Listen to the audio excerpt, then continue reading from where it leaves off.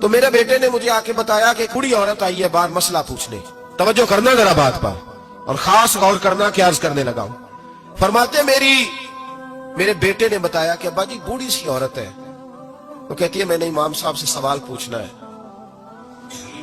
فرماتے پردے کے پیچھے بٹھایا، میں بھی بیٹھ گیا تو بی بی آئی اور جچے تلے لفظوں میں فٹافٹ اس نے بات شروع کر دی۔ عورت کو حکم ہے غیر محرم سے بات کرے تو میٹھے انداز میں نہ کرے، میٹھے انداز۔ مرد کے لیے بھی حکم ہے بیویوں سے گفتگو کرے تو اس طرح کے جملوں میں نہ کرے جس سے توجہ پیدا ہو، موٹی سی دو حرفی بات کرے۔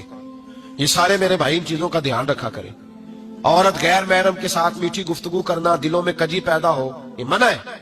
امام صاحب فرماتے بوڑھی تھی پر اس نے بات چھیڑی پردے کے پیچھے بیٹھ کے، تو بڑے جچے تلے دو تین جملوں میں کہنے لگی امام صاحب مسئلہ پوچھنا ہے۔ پھر میں پوچھو، کہتے میں بڑا تیار تھا اور میں اللہ نے بڑا علم سے انہیں نوازا تھا، کہتے میں پریشان کبھی نہیں ہوا تھا، لیکن یہ بی بی پریشان کر گئی۔ یہ متقی لوگ تھے۔ فرماتے ہیں میں نے کہا بی بی پوچھو، کہنے لگی حضور میں نا محنت کی کمائی سے روٹی کھاتی ہوں، چرخہ رکھا ہوا ہے، سوت کاٹ کے اس کی کمائی کھاتی ہوں، سارا دن مزدوری کرتی ہوں، کبھی کبھی کام رہ جاتا ہے تو 14ویں کے چاند کی روشنی میں چھت پہ بیٹھ جاتی ہوں تو چرخہ کاٹتی ہوں۔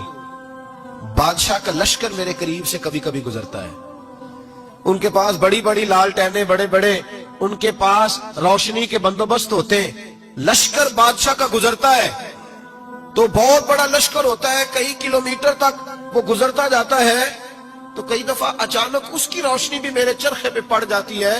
مسئلہ یہ پوچھنا ہے کہ اس روشنی میں جو میں سوت کاٹتی ہوں اس کی کمائی میرے لیے حلال ہے کہ حرام ہے؟ امام احمد بن حنبل فرماتے ہیں میں تڑپ کے رویا۔ بی بی تو کبھی کسی نے پوچھا ہی نہیں، اتنی باریک، کہنے لگی بیوہ ہوں، بے اولاد ہوں، مزدوری کر کے روٹی کھاتی ہوں۔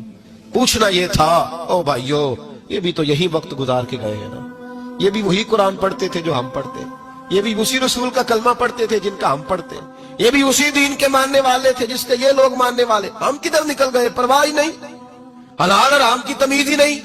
لیکن اولیاء اللہ کی صفت، حضرت امام احمد بن حنبل فرماتے میں چکرا گیا اور میں نے اس سے پوچھا پہلے تو اپنا تعارف کرا، تو ہے کون؟ تو کون ہے؟ اس نے کہا حضور تعارف چھوڑے، جو مسئلہ پوچھنے آئے اسے اپنا ڈیٹا بھی دینا پڑتا ہے، ہمیں بتا دیا تو چھوڑے۔ فرمایا نہیں پہلے بتا تو کون ہے؟